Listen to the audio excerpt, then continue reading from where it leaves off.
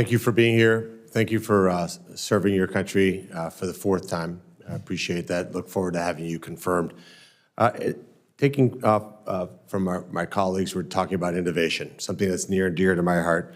I recently introduced a very bipartisan bill called the Deploying American Blockchain Act, passed this committee pretty unanimously, which is good to see.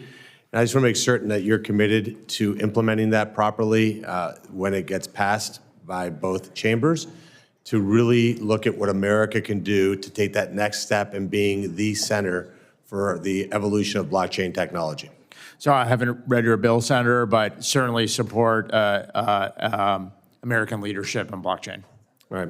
And shifting gears, you're somebody who's run pretty complex organizations. There's not a lot of people who've had that in their background. So look forward to having you help Secretary Lutnick run commerce. Is it fair to say, in your experience, in the government and in the private sector, running complex organizations, does more money always equal better results? No, Senator. Sometimes the opposite, right? But that's something that I think most people who haven't run organizations would feel that that's an odd paradigm, right? Because typically the idea is more people, more money. You have a problem, throw money at it, throw people at it. Can you talk about what you've seen in your experience, why that's a fallacy? So a lot of times money can be spent on things that are not needed, I think is a good way of putting it. So I'll give you an example. When I was Undersecretary for Science, we had just won, we were just winning when I showed up, the Nobel Prize for the lithium-ion chemistry. But the department was still spending money on lithium-ion battery discovery science, not scaling, not manufacturing, but discovery science. And so we were spending something that we won the Nobel Prize on, and I think we could say that was a declaration of victory for discovery science. And so that was not a really great place to kind of keep on spending money into something that we already had victory on. So we refocused the money on the future. And so I think that's an example of the right way to think about where the taxpayer money should be looking at. So as we talk about cuts and assessments of different programs, it's absolutely something that's essential, right? To see where is the money most efficiently and setting up better processes, better systems, and taking advantage of technology is a much better way to go than just randomly throwing a bunch of money into a problem. Absolutely, and I'm going to be mildly dangerous and bring up Hanford with Senator Cantwell. There was a lot of money spent for a very long period of time, and a lot of different directions have been, I'm almost paraphrasing the senator from many years ago, heading in different directions that were not accomplishing very much.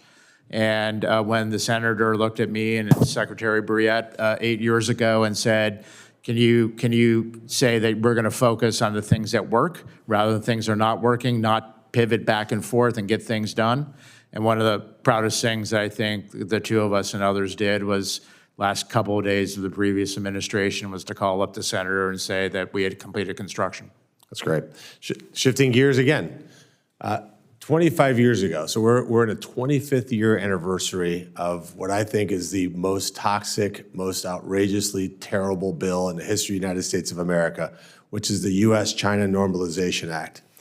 The GDP of China at that point in time, 25 years ago, was $1.2 trillion.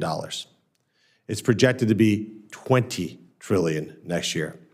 Who won and who lost?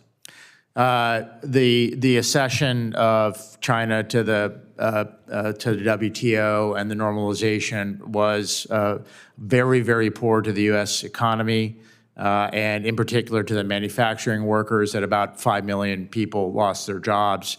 And given the velocity of money in the communities, that you can multiply that by 5 or 6. So we lost about 25 to 30 million jobs in this country as a result of, to a large degree, of that topic. What kind of jobs? Well, certainly the manufacturing jobs were the 5 million that had dropped. These are jobs that are family-sustaining wages, where you could live, provide for a family, retire with dignity. Yeah, dignity and middle-class jobs is what was lost because of that. And what would happen in your mind if we just ignored it? if we just said, look, if we can make cheap goods some other country and bring them into the United States, where would we be in 10 years?